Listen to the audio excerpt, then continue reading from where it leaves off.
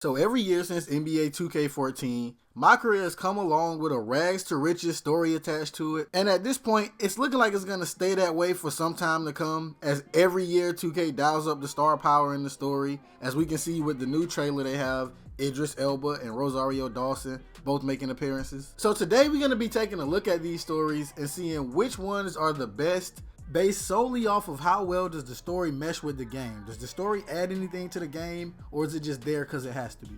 And it's my personal belief that what's changed and why more people are less and less interested in playing the MyCareer story is that early on the story was just like a part of the MyCareer. The MyCareer itself and the park and everything was always the main focus. But now with the way they announced the story trailers first and how they spend so much money on the big name celebrities and everything, people see that and start thinking that 2K is spending valuable time and effort and even resources in the wrong parts of their game. And I know everyone has their personal favorites, so leave your personal favorites in the comments. And with that being said, let's get right into the list. So starting the list off at the number 6 spot, what did y'all think I was going to say? Like, is there anybody who could have possibly gotten this wrong? It's NBA 2K18, all right? We all know how bad the game was. We all know how bad the story was. Everybody that I know hates Be Fresh. Everybody. If one of your friends came up to you and told you a story, like, yo, did you hear about that NBA player that just got signed who's killing? And you was like, who? He's like, oh, it was this guy, right?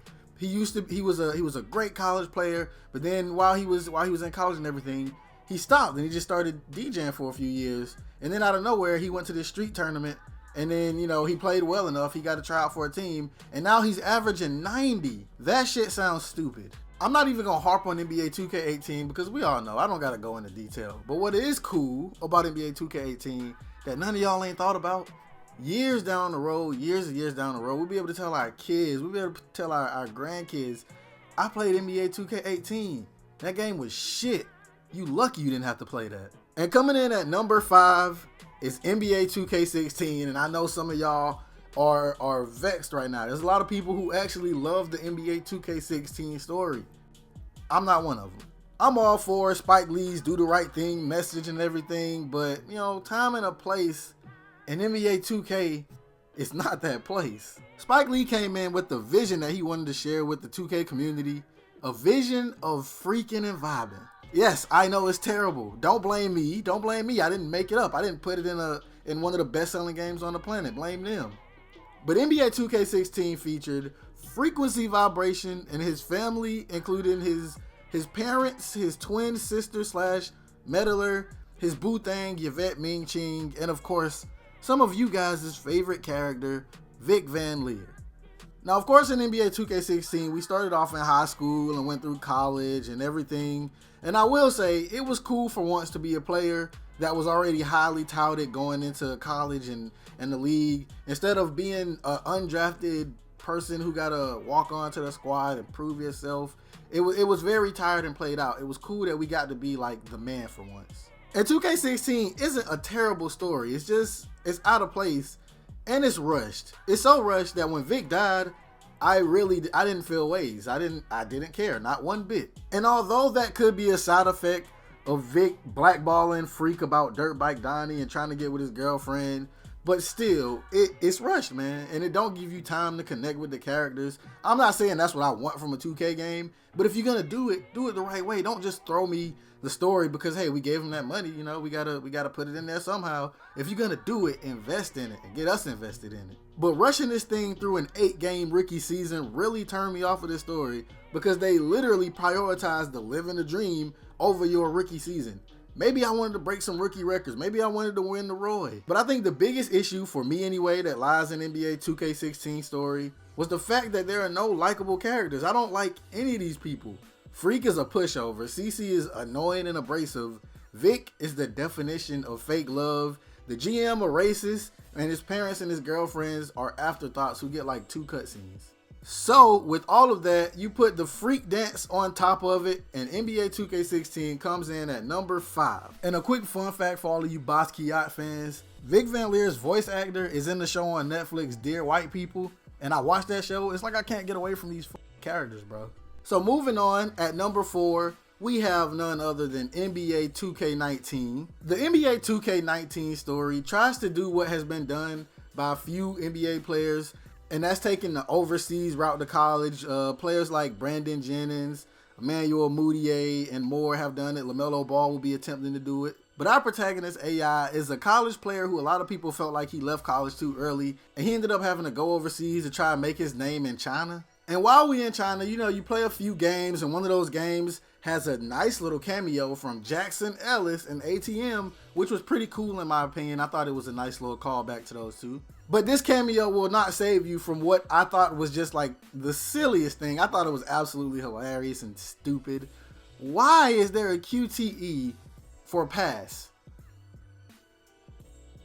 Why did y'all feel the need to put one QTE in your story? There's not any other ones. There's no other times you'll have to do this. But for some reason in this instance, they need you to press X to pass the ball. And if you don't press it, it's just going to stay there until you decide to press it. And I can already hear it now. D-Brown, you complaining about stupid stuff. That's dumb. Why is there a QTE in a basketball game? And why is there one? I'm not saying it's something we should be tweeting at 2K about. I'm just saying it's a little silly. That's all. But our time in China comes to an end when we end up dunking on our former college teammate, Corey Harris or whatever it is. But honestly, it don't matter because once you get to the league, the only thing Corey Harris does is pretty much just text your phone when you have good games. So yeah. But once you finish your little China tour, AI gets called up to Los Angeles and he thinks that he's going to play for the Lakers, when in actuality he's going to play for the Lakers G League team. At least that's what he assumes. But then he gets traded literally for a sandwich. A sandwich.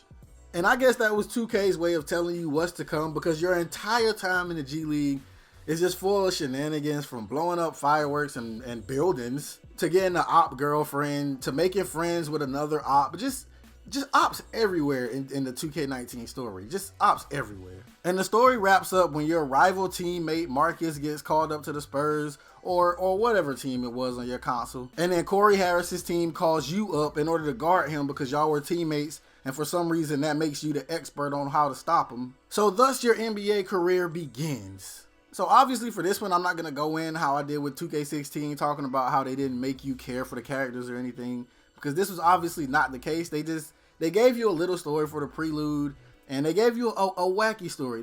These stories, the more recent stories, 2K18, 2K19, depending on how old you are, this stuff ain't for you. A lot of the stuff they're making is goofy and over the top. It's for the younger demographic. They're trying to get those guys. And while I get that, it's not for me. Weak is weak. And so that's why NBA 2K19 is number 4 on the list. Moving on. And at the number 3 spot on the list is none other than our very first cinematic MyCareer, NBA 2K14. I can remember it like it was yesterday. Chris Move dropped the first peek of the 2K14 story.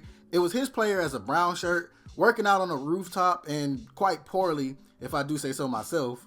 That move! Brick, gotta make them.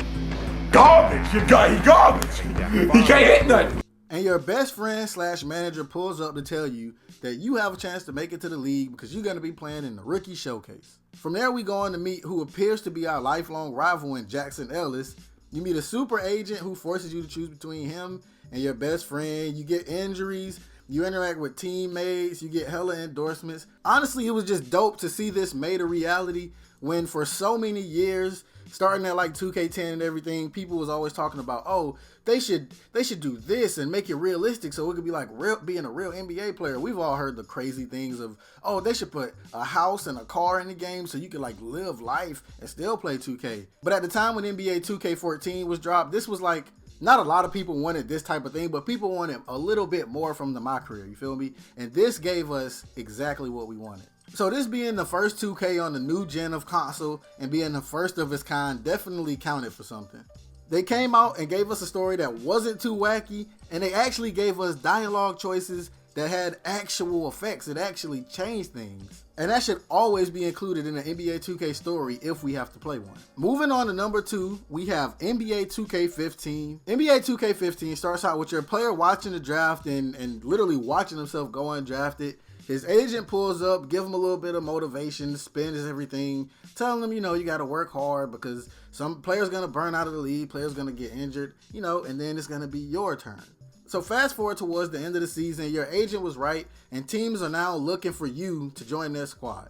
So after you inevitably secure your 2 10-day contracts, the team will sign you to a full contract, and then the story really begins. As you guys can probably tell, 2K15 was one of my favorite MyCareers. There were celebrities in the game like Pharrell, who you met like the further you went in the story. And of course, I could never forget to mention NBA 2K15's most infamous feature. We talking about player mentors.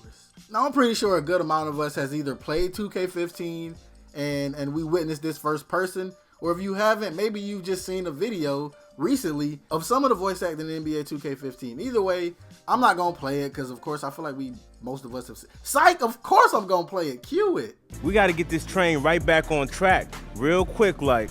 That's right, we all have that attitude. The train will be rolling in no time. Let's do it. He told me to chill. Sounds like a wise fella to win in this league. You need all hands on deck. Good call. Check it. The ref should have checked his cell. He was trash all night. Only thing we can control there is ourselves. Forget the ref, the fan, even the opponent. Handle your business, and the rest will take care of itself. The voice acting might have been bad, but 2K15 tried to put you in the NBA player's shoes, and they did it better than a lot of the more recent 2Ks. But the endorsements in this game were some of the best, like even up until this day, like the Gatorade commercial and everything. Like some of the endorsements in this game are better than ones that came after it. But all of that, along with all of the new player interactions were in the game, and of course, Doris Burke, really made the 2K15 story special. And honestly, 2K15 could have been #1 on the list if your agent bought you that fish tank that he was so adamantly talking about early in the story. Like once you got MVP or something or won a NBA championship, they should have had it so that like a cutscene would cue and your agent would have gotten a shark tank installed in your house. I mean, it's not a big deal, of course, but anytime you can make dialogue in a story mean something, you should. And coming in at #1, of course, by process of elimination, you should probably already know what game we're talking about. We are talking about NBA 2K17. Fresh squeeze. Ladies and gentlemen, in NBA 2K17, the president of basketball was among us. Now, Prez, as you guys may remember him as, has a very different story than most of the MyCareer protagonists that we've had so far. In the 2K17 story, I feel like 2K wanted to make it a point to show that Prez is all about basketball. From his relationship to Justice, to him literally breaking up. Well, he didn't break up with her, she broke up with him. But after they show you his reaction to him getting broken up with, it kind of comes to the light that it was his plan, or he didn't care all along if she did break up with him because he wanted to have that time to spend with Justice. I'm not trying to be funny. Literally, he called Justice right after it happened. Y'all know this. And while 2K17 doesn't have the colorful cast of characters that 2K19 or something, or the new game would have, like I said, it was based around Prez being like, a hooper, like a Kevin Durant type basketball over everything type guy. It shows you with him and Justice relationship.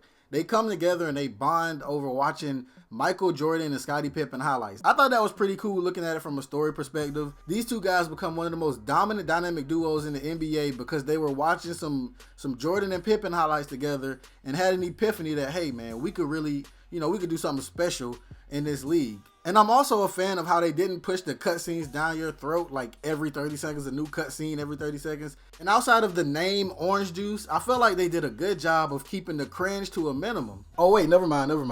I found some Denver levels for y'all to close this video out. So if you enjoyed the video, man, be sure to leave a like. And as always, man, I'm D Brown Shanhan, and this here Mine. Where the rap is at? This here mine. I'm gonna call Drake. Someone get Drake on the phone. This here mine. Hey, that's right there. That's the one. That's the way you shoot it.